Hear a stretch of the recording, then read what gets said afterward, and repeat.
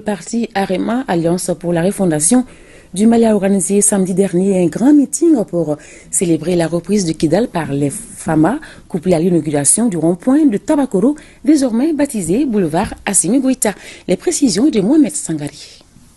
C'est dans une atmosphère cordiale couronnée par de belles mélodies du terroir que s'est déroulé ce grand rassemblement de soutien aux FAMA et aux autorités de la transition. Un appel initié par l'Alliance pour la refondation du Mali, Arema, dont le seul objectif est la refondation du Mali par les autorités actuelles. Il y a un meeting pour célébrer la reprise de Kidal par notre vaillante armée, les forces armées du Mali, que je vous prie d'applaudir.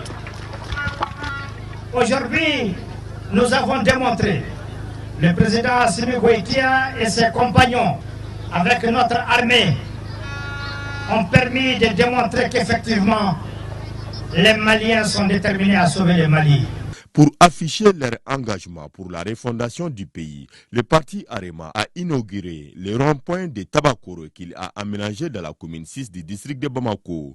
Le boulevard porte désormais le nom du président Assimi Goïta. Les populations du village de Yamana et celui de Tabakoro, à travers la voie de légitimité qui était là, les ronds-points à la limite de Tabakoro et de Yamana, est proposé le nom du soldat de la Renaissance, le colonel Assimi Goïta. L'aménagement de cette voie par les responsables du parti Arema a été fortement salué et apprécié par les populations des quartiers de Tabakoro et de Nyamana. En donnant le nom du président de la transition, le colonel Assimi Goïta, à ce rond-point, je crois que nous, quand on a dit d'aider la transition, c'est une façon d'aider. La famille du parti Alliance pour la refondation du Mali s'est agrandie au cours de cette cérémonie avec l'adhésion de plusieurs personnalités des quartiers de Tabakoro et de Nyamana. Le ministre de l'Agriculture a présidé la clôture de l'atelier de validation des documents de la politique nationale du Conseil agricole, PNCA, et du système national du Conseil agricole, SNCA. Les 2 jours de travaux ont abouti à un certain nombre de recommandations, compte rendu à Guibou Koulibaly, Adama Kamara. La validation de ces 2 documents, à savoir la politique nationale de conseil agricole PNCA et le système national de conseil agricole SNCA, repose sur la modernisation de l'agriculture familiale et la promotion de l'entreprise agricole.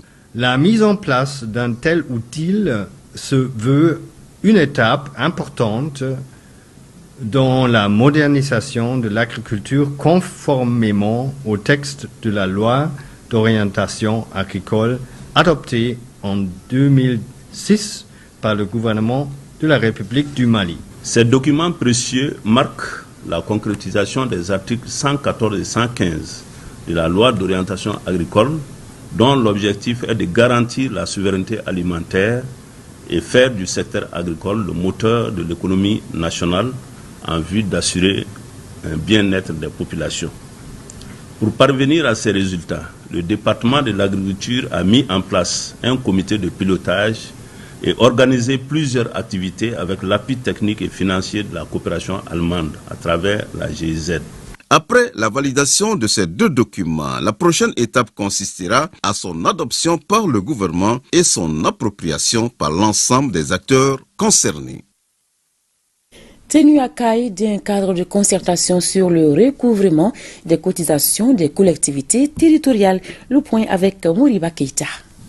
Ce cadre de concertation, organisé par la direction régionale de la Caisse malienne de sécurité sociale de Caille, a pour objectif de recouvrir la totalité des versements des cotisations des fonctionnaires des collectivités territoriales de la Caisse malienne de sécurité sociale sur toute l'étendue de la région. L'actuel régime de la pension qui est en vigueur a apporté une réforme majeure. Le taux de cotisation sociale est assis sous le salaire de base indiciaire ainsi que l'ensemble des primes et indemnités des agents. Donc les 13% pour la part patronale et les 4% pour la part ouvrière, ces taux sont assis sur l'ensemble des salaires bruts industriels ainsi que les primes et indemnités. CAI a effectué déjà un dépassement